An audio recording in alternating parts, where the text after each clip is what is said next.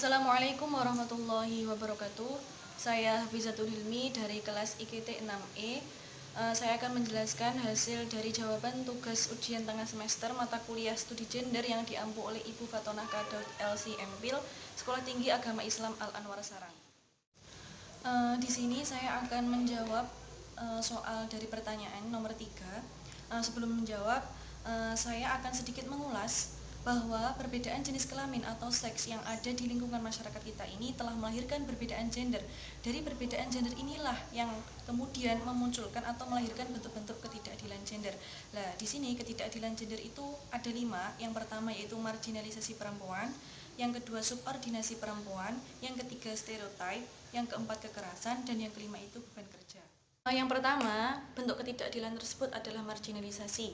Marginalisasi adalah suatu proses peminggiran akibat perbedaan jenis kelamin yang mengakibatkan pemiskinan.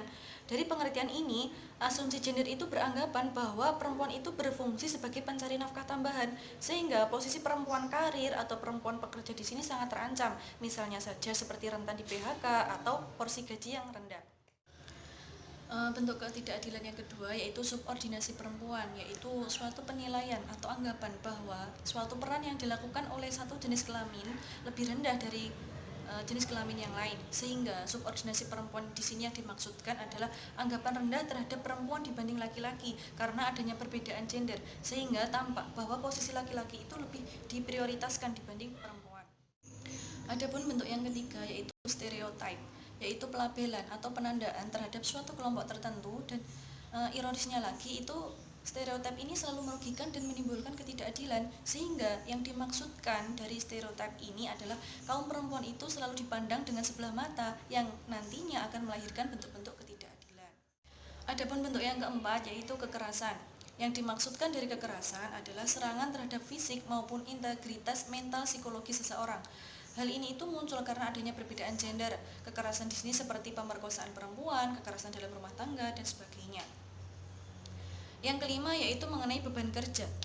Dalam urusan beban kerja, perempuan itu selalu dianggap sebagai manusia yang rajin, lembut, terampil, dan rapi. Sehingga anggapan seperti inilah yang menjadikan seorang perempuan itu harus bertanggung jawab terhadap urusan domestik rumah tangga.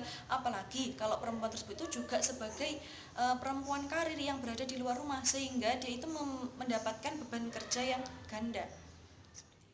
Baik, dari 5 bentuk ketidakadilan gender yang telah saya sebutkan tadi, saya akan mengambil contoh 3 saja yang sering terjadi di lingkungan kita sehari-hari. Yang pertama, saya akan mengambil bentuk marginalisasi. Saya akan mengambil contoh, misalnya saja tentang adanya revolusi hijau.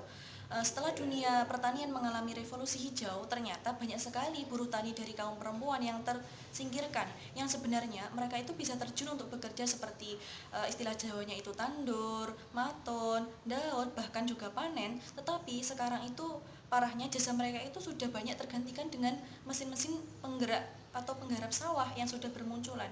Jadi seakan-akan alat tersebut itu dirancang tanpa memperhatikan keadilan gender.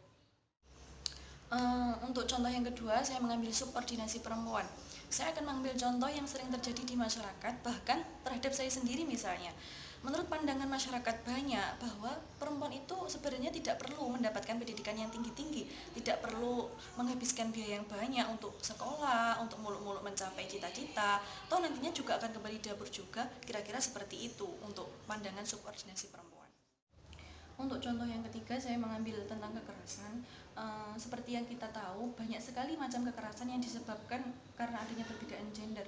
Misalnya saja ya, pemerkosaan terhadap wanita, penyiksaan organ kelamin, prostitusi atau pelacuran, pemaksaan sterilisasi, menyakiti atau membuat malu seseorang dengan omongan kotor, menginterogasi seseorang tentang pribadinya, dan masih banyak lagi yang tidak mungkin saya sebutkan. Baik, mungkin cukup itu yang dapat saya sampaikan untuk tugas ujian tengah semester kali ini. Apabila dari awal hingga akhir terdapat kesalahan, saya mohon maaf yang sebesar-besarnya. Akhirul kalam, billahi taufiq wal hidayah. Wassalamualaikum warahmatullahi wabarakatuh.